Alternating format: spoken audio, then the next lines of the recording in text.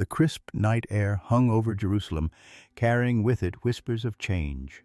King Herod sat upon his throne, his aging fingers drumming against the polished armrest. His rule had been marked by magnificent buildings and ruthless politics. A king who had rebuilt the temple yet would not hesitate to eliminate any threat to his crown. The palace doors swung open. A servant entered, bowing low. "Your Majesty, visitors from the east request an audience." Herod straightened. "Send them in." The men who entered were unlike any in Jerusalem.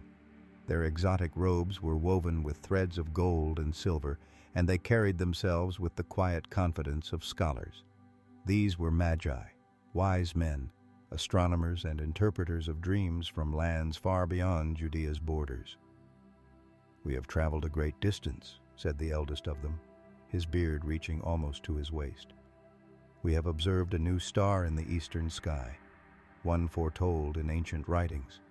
It signifies the birth of the King of the Jews. We have come to pay him homage." Herod's smile did not reach his eyes. A new King of the Jews? His grip tightened on the armrest. "This is fascinating news," he said carefully. "Allow me to consult with our own scholars." Within the hour, Herod had gathered every chief priest and teacher of the law. The flickering torchlight cast long shadows across their concerned faces as the king addressed them. "Where is the Messiah to be born? I want the exact location." The scholars exchanged glances. One stepped forward, unrolling a scroll. "In Bethlehem of Judea," he said, "for so it is written by the prophet Micah. But you, Bethlehem, in the land of Judah, are by no means least among the rulers of Judah. For out of you will come a ruler who will shepherd my people Israel." Herod dismissed the scholars and called for the Magi again, this time in private. Night had fallen completely now, and the palace halls were quiet. "Tell me," he said, leaning forward conspiratorially, "when exactly did this star appear?" The Magi told him precisely when they had first observed the celestial phenomenon. Herod nodded, filing away this information. "You must go to Bethlehem," he told them, his voice warm with false sincerity. "Search carefully for the child. When you find him, report back to me so that I too may go and worship him." The wise men departed Jerusalem as the first light of dawn broke across the horizon. Above them, the star they had followed across deserts and mountains shone with renewed brilliance, moving ahead of them like a celestial guide. It led them south along the road to Bethlehem. The small town was crowded, filled with descendants of David who had returned for the census. The star stopped over a modest dwelling, not a palace, not a mansion, just a simple house where a young family had settled.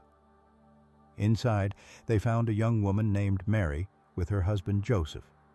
Between them sat a child, perhaps a year old now, with eyes that seemed to hold wisdom beyond his years.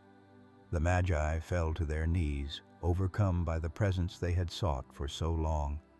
From their caravan they brought forth treasures, gleaming gold fit for royalty, fragrant frankincense used in sacred rituals, and precious myrrh, an aromatic resin often used in burial preparations, gifts that spoke of kingship, divinity, and sacrifice.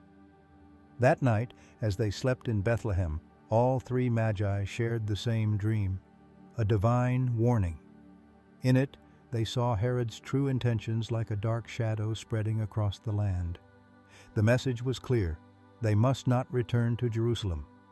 When morning came, they departed quietly, taking a different route home that bypassed Jerusalem entirely, disappearing into the eastern horizon from which they had come.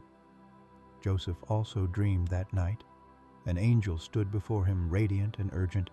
"Get up," the angel commanded. "Take the child and his mother and flee to Egypt. Stay there until I tell you, for Herod is going to search for the child to kill him." Joseph woke with a start. Without hesitation, he roused Mary in the darkness. "We must go now," he whispered, already gathering their few possessions. "We're not safe here. Under the cover of night, the small family slipped away from Bethlehem, beginning the long journey to Egypt, a land that had once enslaved their ancestors but would now provide refuge. Meanwhile, in Jerusalem, Herod waited. Days passed with no word from the Magi. His suspicion grew into rage when he realized they had deceived him. The king who had ordered the deaths of his own family members when he perceived threats would not be outmaneuvered by foreign astrologers. In a terrible fury, he issued a monstrous command. Every boy in Bethlehem and its vicinity, 2 years old and under, based on the time he had learned from the Magi, was to be killed. The soldiers came at dawn. The screams of mothers and the wailing of fathers echoed through the streets of the little town. Rachel's tears, prophesied centuries before by Jeremiah, flowed once more for the children of Israel.